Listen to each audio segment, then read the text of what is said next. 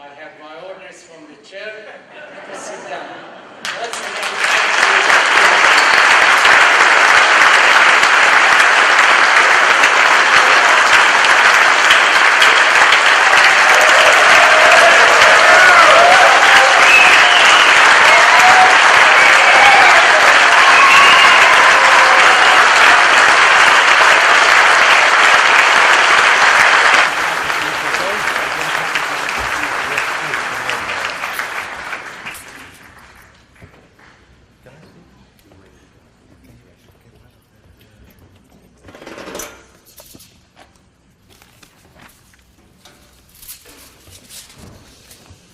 Well, finally.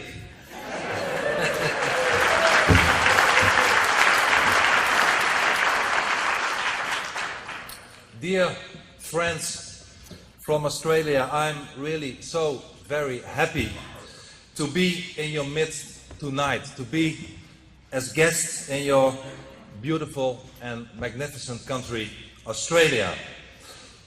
400 years ago, the Dutch were the first Europeans. Don't blame me for that. We were actually the first Europeans to discover Australia, and they named the land after their own and called it, in the beginning at least, New Holland. So here I am today, a visitor from the Netherlands with a message from the old Holland to the new Holland.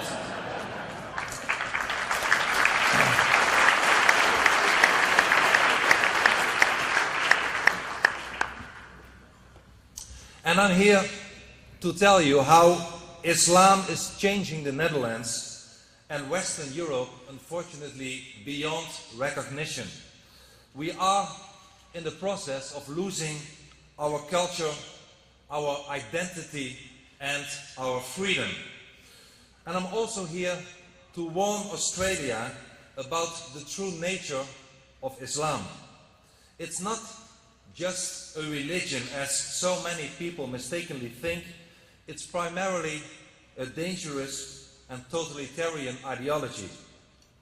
And I'm also here to warn you what is happening in my native country, the Netherlands, that might soon happen in Australia too, if you fail to be vigilant. And I'm also here to give you some modest advice on how to turn the tide on this process of Islamization. Inform people, confront them with the truth. Don't be afraid to speak. Use your right of free speech, because if you don't use it, you will lose it.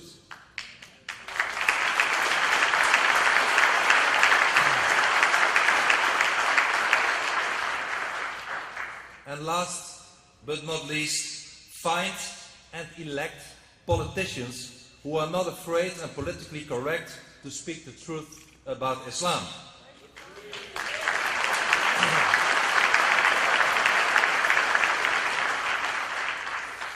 Before I start my speech, allow me to thank the Q Society for inviting me to your country. Thanks to you, Debbie, Andrew, Ralph, and all the other volunteers for making this visit possible. Debbie, where's Debbie?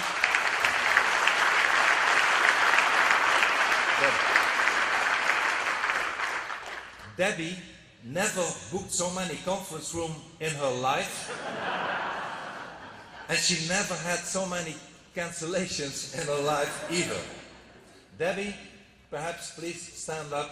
You are my hero. A big thanks for Debbie.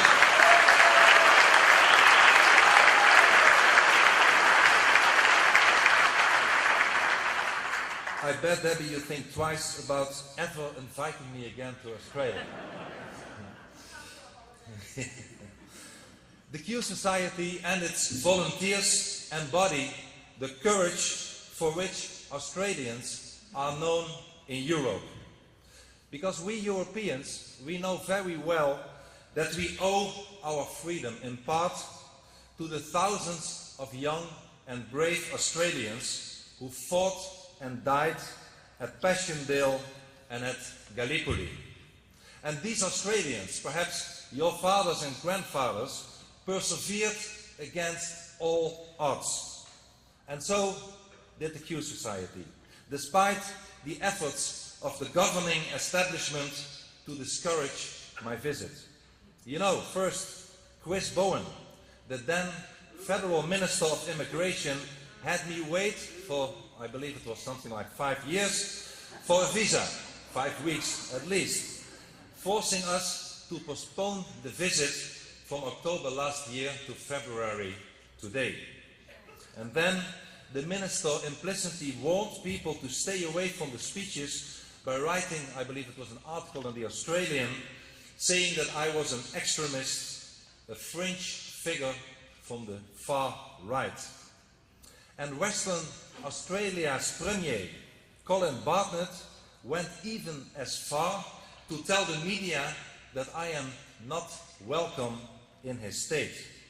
And I wonder, ladies and gentlemen, I wonder how many public figures in the world have already been told before that they are not welcome in Western Australia.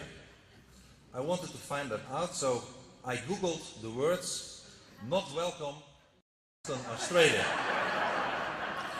And guess what? 2 items popped up. The first, my name, Geert Wilders, and the second, US nuclear base. So, sadly though, private enterprises followed the example by boycotting my visit, declining the booking of venues, turning down ads and refusing banking services. But again, the Q Society did not give up. So thank you a lot also here this evening to the owner of La Mirage here in Melbourne, where we are gathered today for making this evening possible.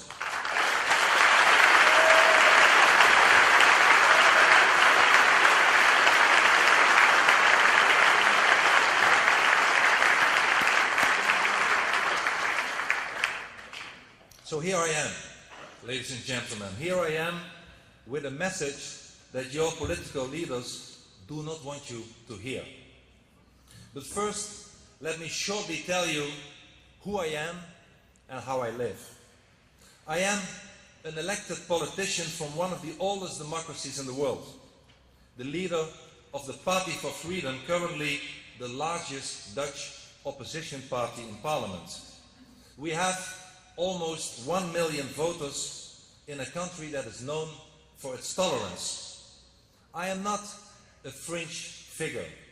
I am not far right either. Political opponents, yes, they brought me to court accusing me of hate speech and of discrimination, but the court in Amsterdam, after an ordeal that lasted 2 years, acquitted me on all charges.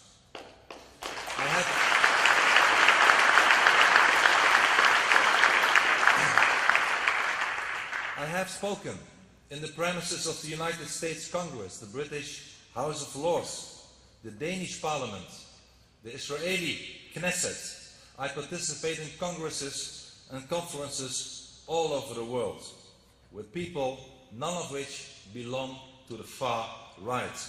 And for the past 9 years, indeed, I have been living under around-the-clock police protections. Everywhere I go, even tonight, police will accompany me. I live in a government safe house, protected, more safe and bulletproof than our national bank. I wish I had the money.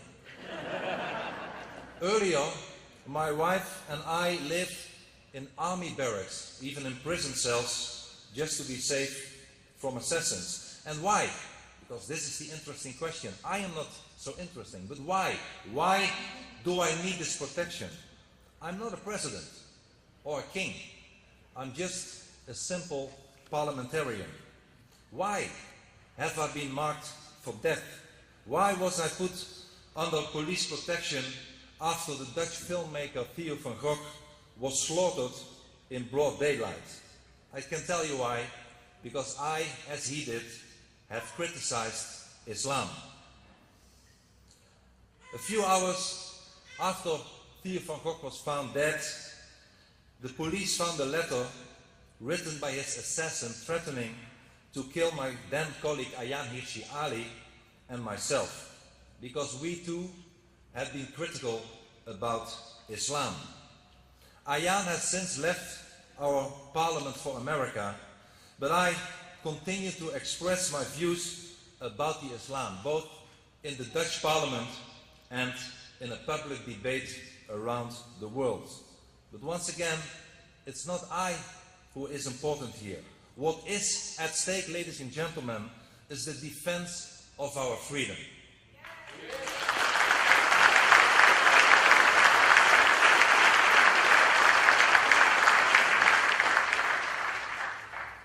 Only 2 weeks ago, a good friend of mine, Lars Hedegaard, a journalist from Denmark, survived an assassination attempt in Denmark.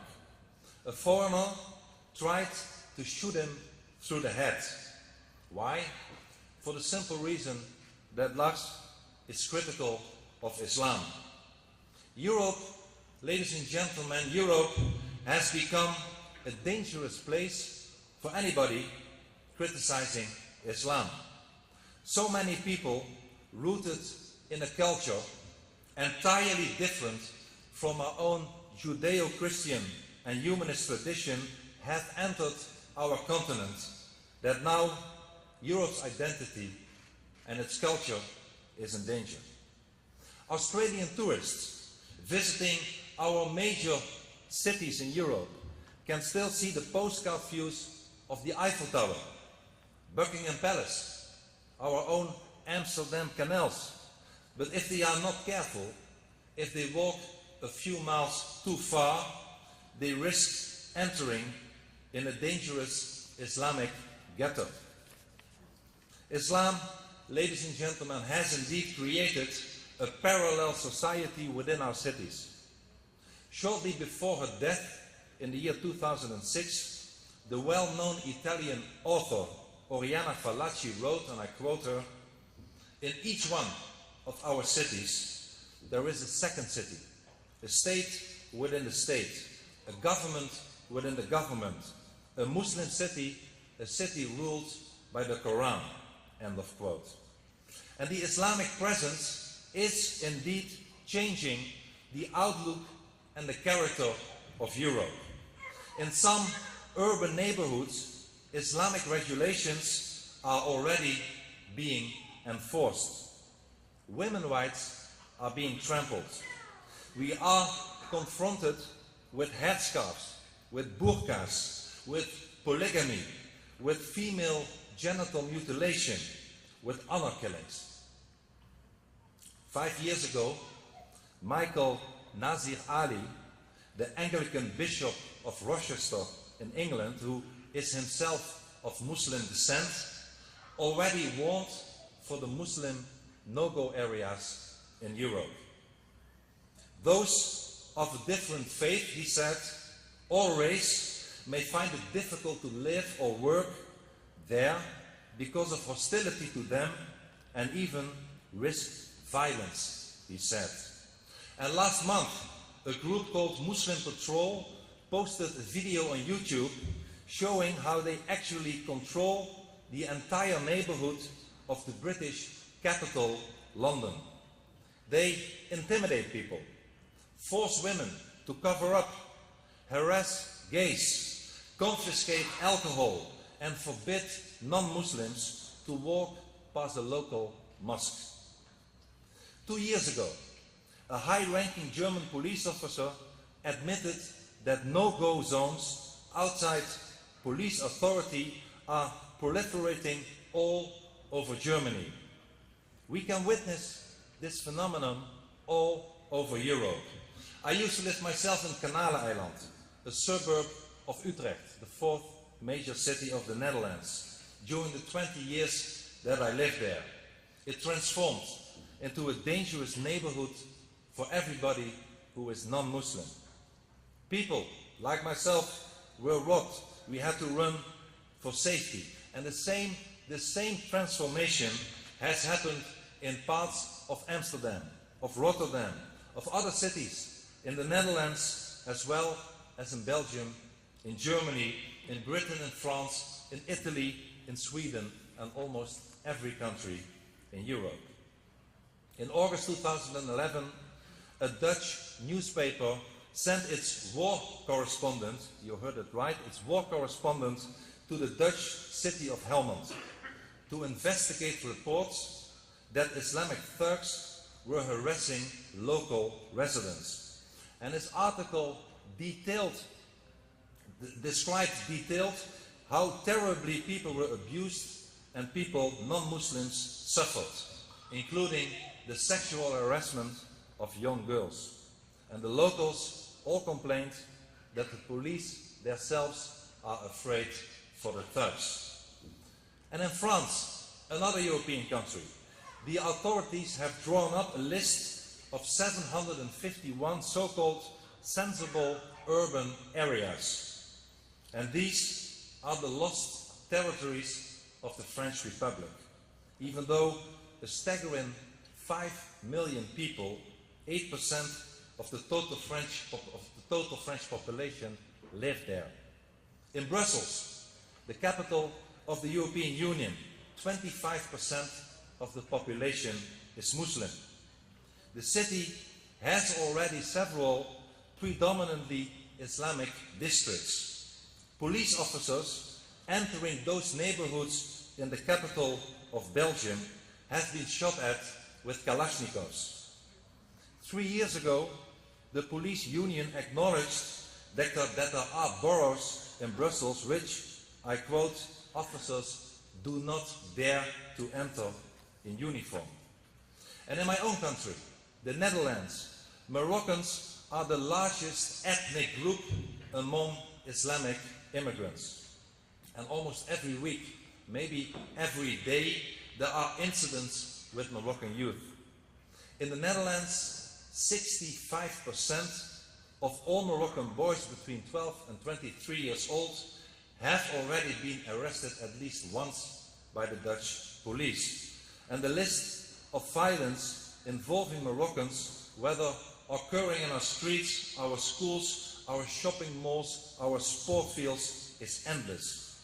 But the victims, ladies and gentlemen, the victims are almost never Moroccans or Muslims. Almost never. I am not exaggerating, I am telling you like it is. And 2 years ago, a brave minister from Germany, another European country, Mrs. Christina Schröder, advocated, and I quote, an open debate about racist Muslims, end of quote. Last September in France, Monsieur Jean-François Copé, a former French budget minister under President Sarkozy, also pointed out, and I quote, that racism is growing in our cities, referring to the surge of Islamic violence against ethnic Frenchmen. And this, ladies and gentlemen, I could give you examples for hours, has brought us the jihad, intimidation and violence. And of course, there is also the phenomenon of non-violent jihad. The rise of Islam also means the rise of Islamic Sharia law in our judicial systems. In Europe, we have already Sharia wills, Sharia schools, Sharia banks. The introduction of elements of Sharia law in our societies create a system of legal apartheid. And you know, Sharia law systematically discriminates between groups of people. And Britain, the United Kingdom, even today has official Sharia courts. And one of these courts settled the inheritance of a man whose estate had to be divided between his children, and it gave the sons twice as much as the daughter, in accordance to Quranic pronouncement that a woman is only worth half a man. A valid ruling of a valid court a Sharia court in the United Kingdom today, which of course is a disgrace. And Sharia law, ladies and gentlemen, also affects our fundamental freedoms, our freedom of speech. Sharia law forbids criticism of Islam. It's called blasphemy. And the penalty for blasphemy is death. And this is why people like myself and Lars Hedegaard are in so much trouble. This is why 3 years ago a man with an axe tried to chop the cartoonist Kurt Westergaard to pieces. This is why we and Salman Rushdie and others are living in hiding. Because if you criticize Islam, you will pay a very high price. And this brings me to the second major topic of my speech, and that is the nature of Islam. It is not strange that we who are not Muslims are punished by Islam for breaking Islamic rules, I ask you. Religious rules do not apply to people who do not belong to a specific religion, do they? Indeed, a religion, every religion, should be voluntary. Yet, Islam imposes its rules on everyone. Why does, I ask you, why does Sharia law alter our Western secular legal system in such a dramatical way? The answer is that rather than a religion, Islam is a totalitarian political ideology and wants to impose its legal system on the whole society. Islam, ladies and gentlemen, is an ideology because it is political rather than religious. Islam is an ideology because it aims for an Islamic state and it wants to impose Sharia law on all of us. Islam is totalitarian because it's not voluntary. It orders that people who leave Islam must be killed. And contrary to all the other religions, real religions, Islam also lays obligations on non-members, non-Muslims. And your fellow Australian, the theologian Mark Dury, has said, very wisely, and I quote Mark, Islam classically demands a political realization, and specifically one in which Islam rules over all other religions, ideologies, and competing political visions. Islam is not unique in having a political vision or speaking to politics, but it is unique in demanding that it alone must rule the political sphere. End of quote. Ladies and gentlemen, we can see what Islam has in store for us if we watch the fate of the Christians in the Islamic world, such as the Copts in Egypt, the Maronites in Lebanon, the Assyrians in Iraq, the Christians anywhere else in the Arab and Islamic world. The cause of their suffering is nothing else but Islam. And indeed, the only place in the Middle East where Christians are safe to be is Israel.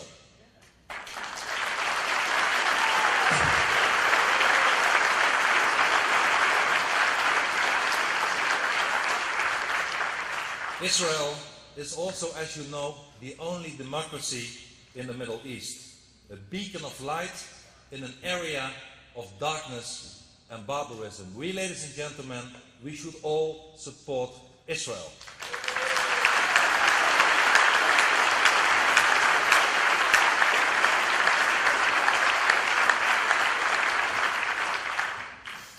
My friends, I always make a distinction between Muslims and Islam. Most Muslims are indeed moderate, but the ideology of Islam is dangerous. The moderates are the captives of a totalitarian regime, and if only they could liberate themselves from the Islamic culture of fatalism and apathy, the most beautiful things could happen to them and to the rest of the world. I have traveled to almost all of the Islamic world. I have visited countries like Iran, Iraq, Afghanistan, Syria, Tunisia, Indonesia. And I was honestly overwhelmed by the kindness and the friendliness of so many people living there. They are often good people, but they all are the captives of Islam. These people are in fact not free. They live under the yoke of Islamic Sharia law. And if they leave Islam, they would sign their own death verdict. 30 years ago, to give you an example, I traveled from Israel to Egypt. And this trip, I was still a teenager, made a huge impression on me. As you know, Israel and Egypt are neighbors. The same climate, the same natural riches, similar resources, the same potential. And yet, Egypt is poor and Israel is wealthy. And it proves that freedom is the key to prosperity. And Islam, unfortunately, deprives people of that.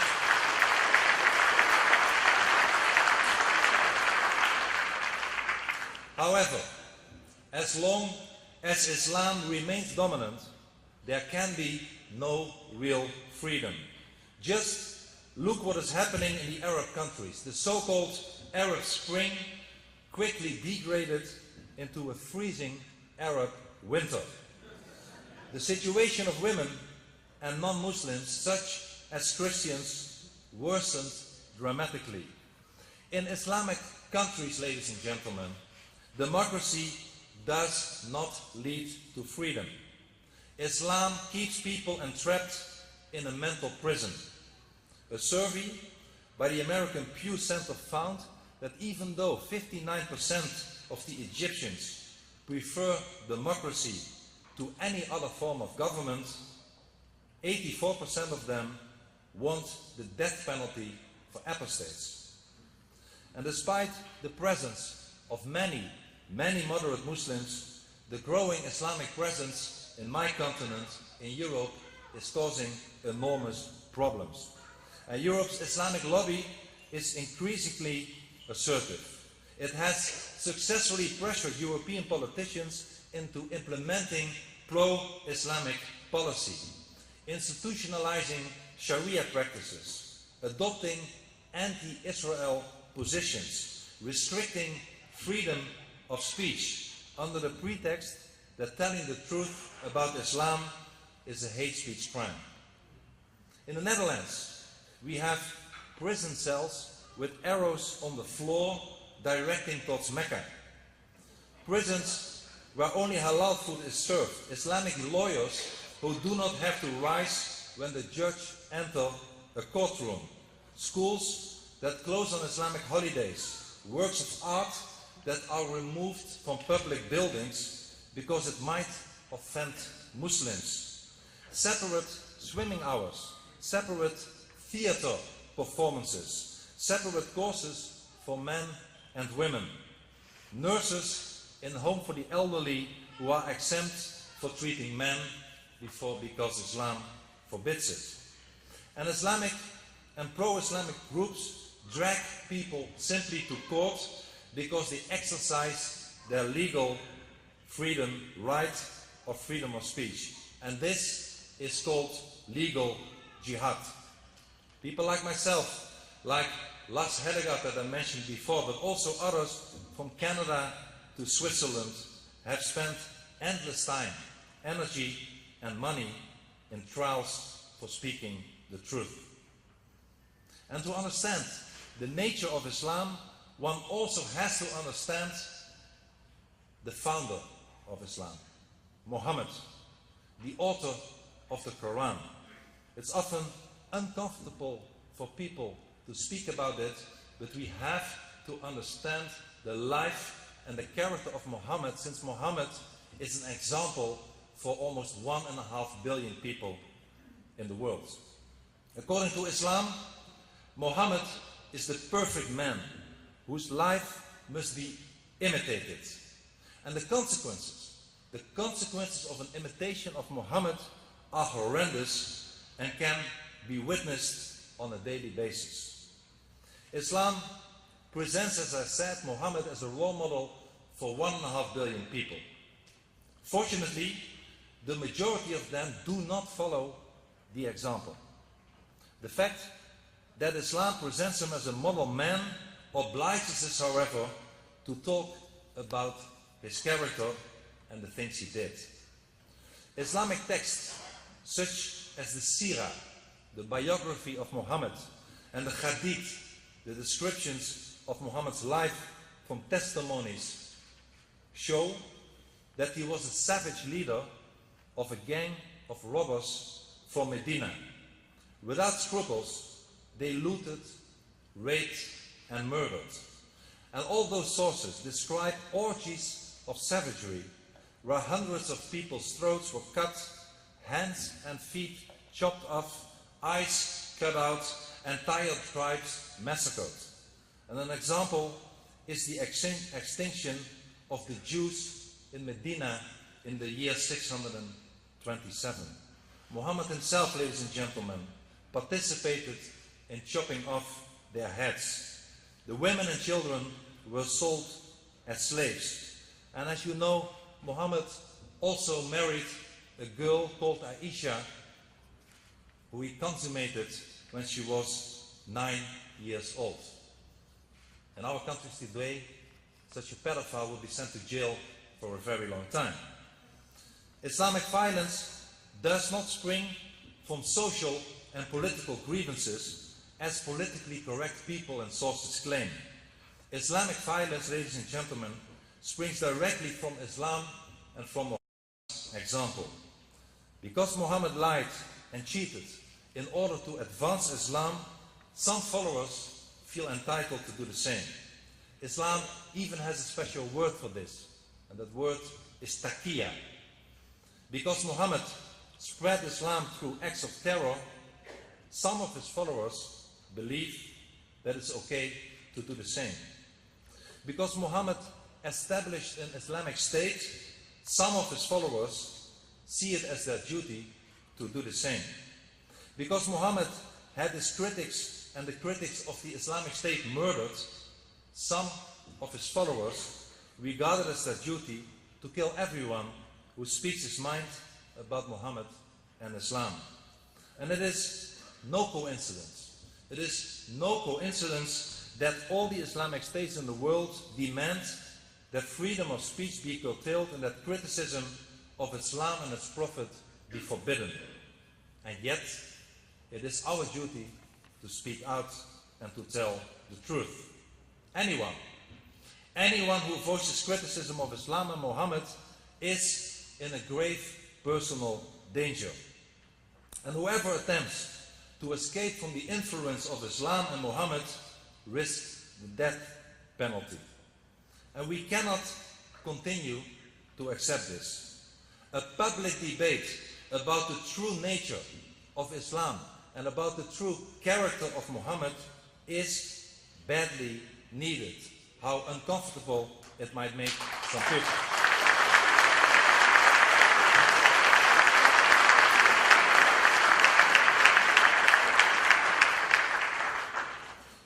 Understanding Islam and Muhammad also learns us important lessons about the present situation. And this is how I come to my third major topic that I want to address and talk to you about, and that is the lessons for Australia. It is important that you, Australians, realize that in our present day, Islam is spreading predominantly through the method of immigration from Islamic countries. Muhammad himself conquered Medina through the method of immigration, or hijrah, as it's called in Islam. Hijrah, ladies and gentlemen, is an instrument of jihad. It's an instrument that Islam uses to dominate the free world. So, in order to stop Islamization, we should stop, and we try to do that in Holland, at least my party, as our first priority, to stop the immigration from Islamic countries. Enough is enough.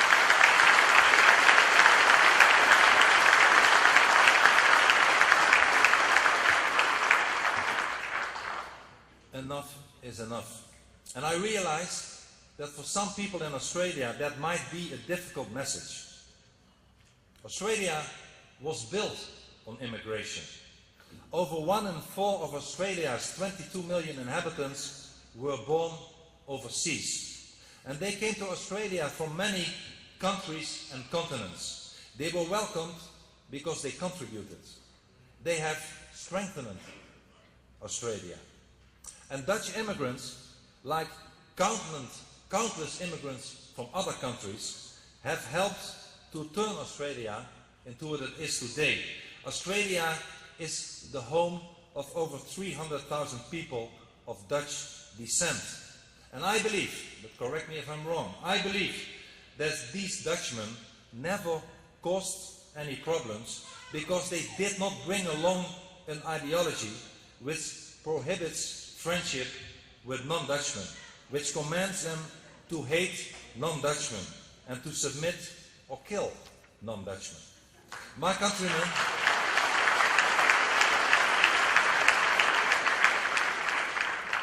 countrymen did not come to impose their own culture upon the non-Dutch Australians. They assimilated into your society, and in doing so, they enriched it.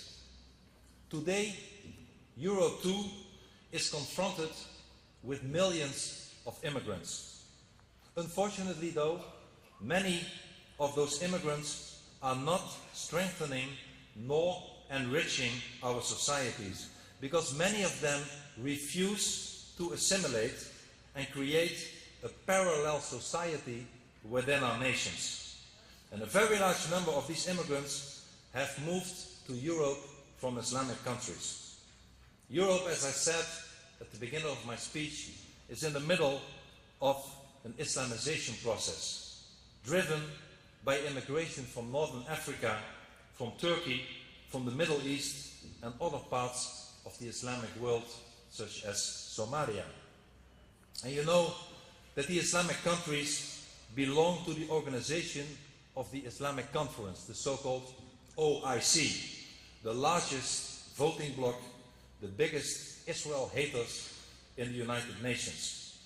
And in 1990, these organizations, where all Islamic countries belong to, adopted the so-called Cairo Declaration on Human Rights, in which human rights are bound to Islamic Sharia law. It calls for the death penalty for people who leave Islam or insult Islam, Muhammad, or the Quran. There is a second priority which we have in the Netherlands in my party platform, and that is to counter Sharia law in our own country. And let me explain. When people move to another country, they integrate, they blend in, they assimilate. That is the natural order of things. When immigrants from Islamic countries settle in Western countries, they move from an unfree society to a free society. And I believe that people normally always prefer freedom over tyranny. That is human nature. In the normal order of things, immigration from Islamic countries would weaken Islam. Their contact with Western freedom would lead Islamic people to abandon Islam. However, through the creation of a Sharia-based parallel society, we see it happening all over Europe. Be careful that it won't happen in your own country. Islam manages to continue its control over its captives. Islamic societies, including Islamic enclaves in the West, exert tight social control that is indicative of the totalitarian character of Islam. My friends, I am here to warn Australia.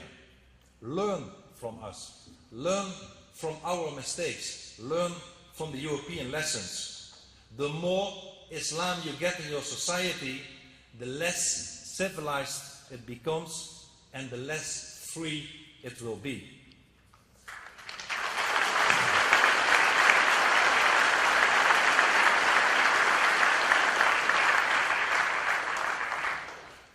how did the Europeans get into their present situation? It's something a lot of people ask me. And I tell them that it's partly our own fault because we have foolishly adopted the ideology of cultural relativism. And cultural relativism is far worse than multiculturalism, because cultural relativism advocates that all cultures are equal. As a matter of fact, cultural relativism is the biggest political disease facing our countries today.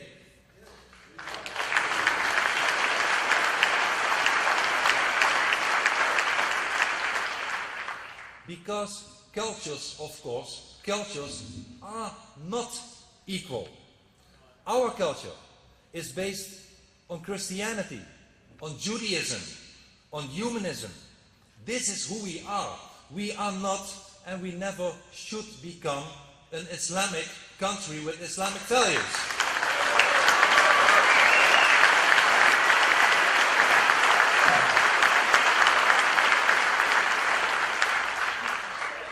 And I'm proud to say, and I really don't care if people don't like it, I am proud to say that our culture, that is based on the values of Judaism, on Christianity and humanism, is far better than the Islamic culture, and I'm proud of it.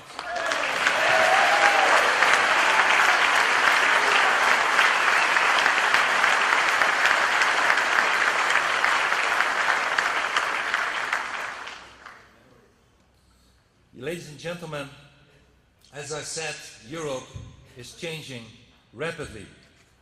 In so many major cities in Europe, and maybe also later in Australia, you will encounter halal shops. You will see more women in burqas and in headscarves. And I remember the case from Australia from 2 years ago of Kanita Matthews, an Islamic convert in a burqa who escaped a jail sentence, I believe it was in New South Wales, because the authorities could not prove that she was a person in a burqa making a false statement to the police. Ladies and gentlemen, open the pages of our newspapers and you will find horrific stories of women being trampled, female genital mutilations, honor killings in our own backyards. And we have to speak out, because, as I said before, to speak out is the only tool we've got. We stand for our convictions, but we never use violence. We abhor violence. As a matter of fact, the reason that we reject Islam is exactly the Islamic violent nature. We believe in democracy.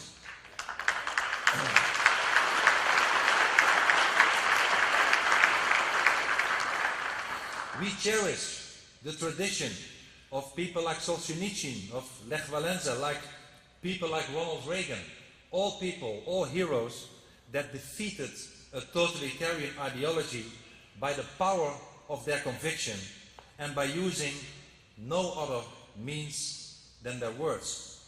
As the ex-Muslim and Islam critic Ali Sina said, and I quote, "We don't raise a sword against darkness, we lit a light." And so it is.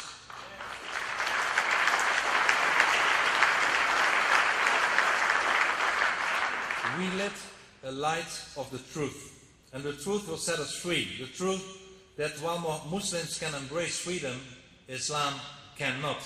Let no one tell you that Islam respects freedom. Freedom and Islam are incompatible. Let no one tell you that Islam is a religion of peace. Islam, ladies and gentlemen, is an ideology of violence. Let no one tell you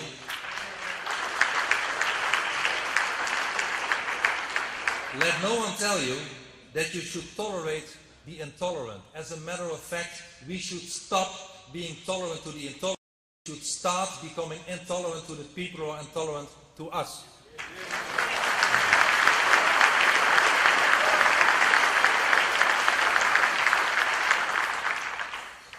So I believe we should stop the Islamization.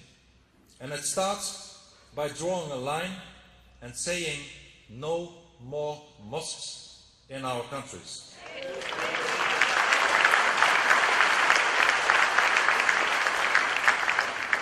Besides forbidding the building of new mosques, I also say enough is enough, no more immigration from Islamic countries.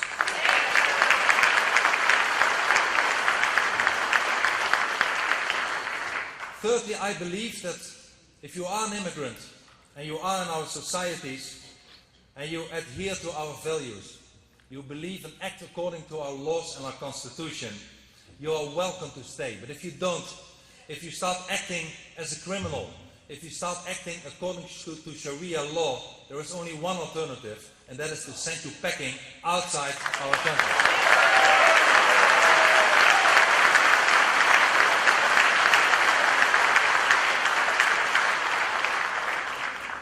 We should stop this political correct appeasement towards everything that has to do with Islam and multiculturalists. And very often, as you know, the appeasers are the governments who are afraid of Islam and Islamic radicals threatening violence and riots against anyone who dares to confront their ideas.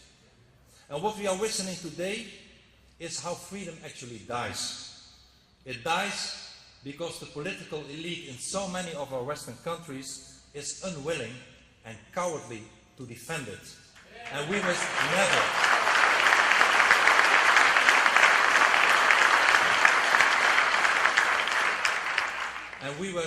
never accept it. Indeed, I believe, my friends, and together we can do it, we must change course. We must struggle every day against the rising tide of Islamization. Even when our opponents brand us as extremists, even when they take us to court, even when they threaten us to kill us, we should continue speaking the truth about Islam.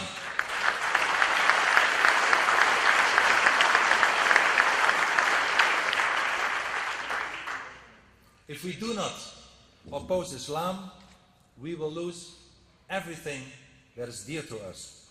Our freedom, our identity, our democracy, our rule of law, and all our liberties. So we must end this disease of cultural relativism and proclaim who we are. And in order to know who you are, you first need to know what you are not. And I cannot say it enough, we are not and never will live in a country that is based on Islamic values.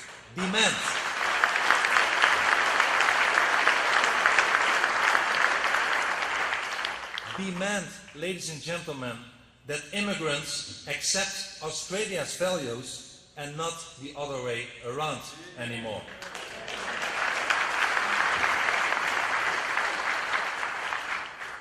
We must support people that are persecuted by Islam, whether they are the Christians in the Islamic world or so many others.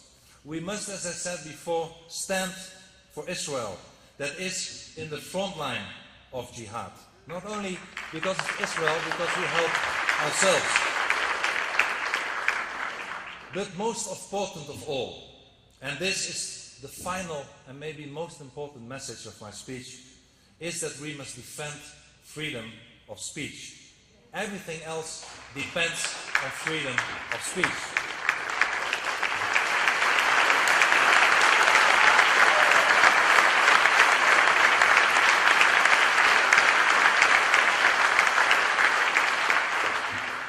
We cannot correct our mistakes, of the mistakes of our government, if we are not allowed to talk about them.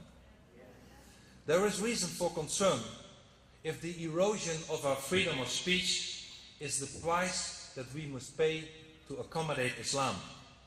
There is something badly wrong if those who deny that Islam is a problem do not grant us the right to talk about the issue. Public discussions should not be stifled by threats. On the contrary, public discussions should be promoted, and everyone should be allowed to freely express their opinions. And that is why I believe that Europe, Canada, maybe also Australia are in a desperate need of an equivalent of America's First Amendment, which guarantees us a maximum freedom of speech.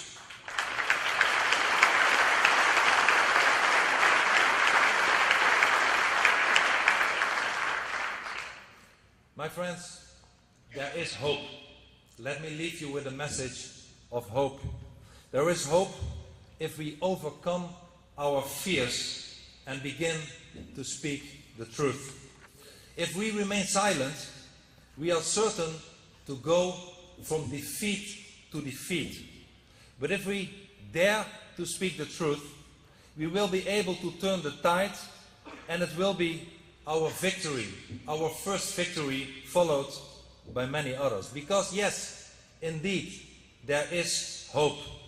But only if we outgrow our fears and dare to speak the truth. As Ronald Reagan said, the future doesn't belong to the faint-hearted. The future freedom of Australia, the liberties of your children, they depend on you, on nobody else. And the old Anzac spirit helped keep Europe free in the past. And the same Anzac spirit can and will keep you free in the future. Be as brave as your fathers, and you will survive.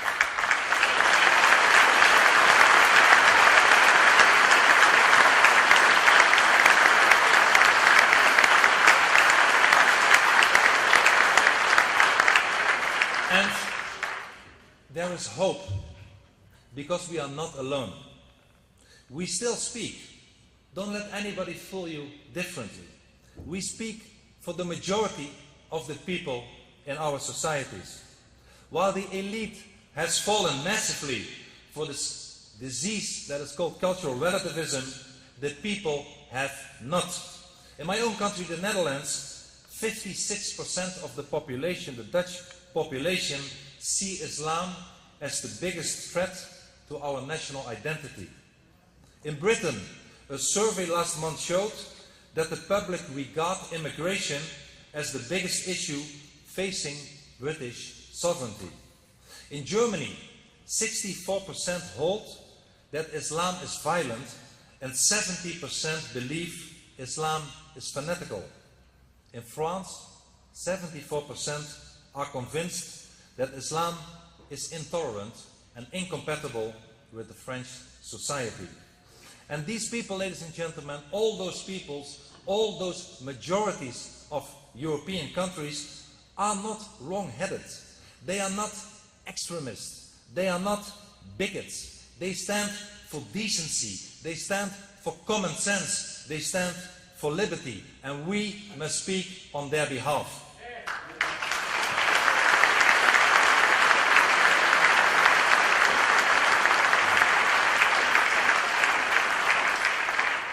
We must encourage them. We must tell them not to give up and not to lose heart. My friends, please always remember that our voice is the voice of liberty, is the voice of liberation. Let us defend our freedoms, and let us support all those Muslims, and especially the suppressed Muslim women who want to free themselves from the yoke of Islam. Also, they deserve our support.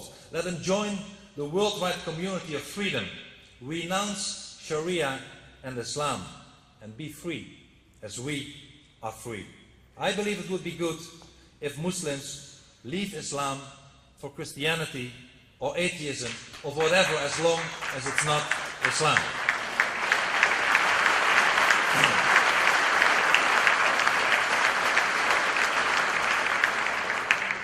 My friends, even though we live thousands of miles apart, we, Australians and Europeans, belong to a common civilization. We share the ideas and ideals of our common Judeo-Christian and humanist heritage. We must help each other in the struggle for this heritage, because Islam is a threat to Europe as well to Australia. And if we want to preserve our nations, our homes and our freedoms and pass them on to our children, we must stand together, shoulder to shoulder, with Israel and the other nations of the West. We have to rely upon each other and help each other in the struggle against this common adversary. We must stand together, otherwise we will be swept away by Islam. And I believe, my friends, that we will stand together, that we will stand firm, that we will not submit, and that we will survive. And why is it that we will survive? Because we stand for the truth, and the truth will always prevail. Thank you very much. Thank you.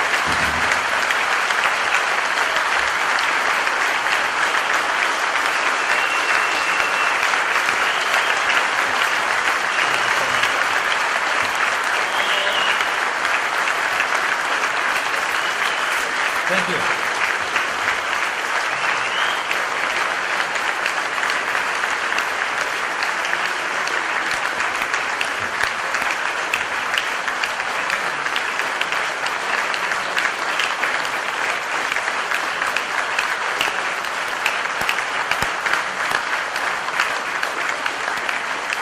Ladies and gentlemen, on behalf of everyone here, I would like to pass on our combined sincere thanks to Mr. Wilders for a fantastic hour's presentation. We would like to thank him for his courage as an individual.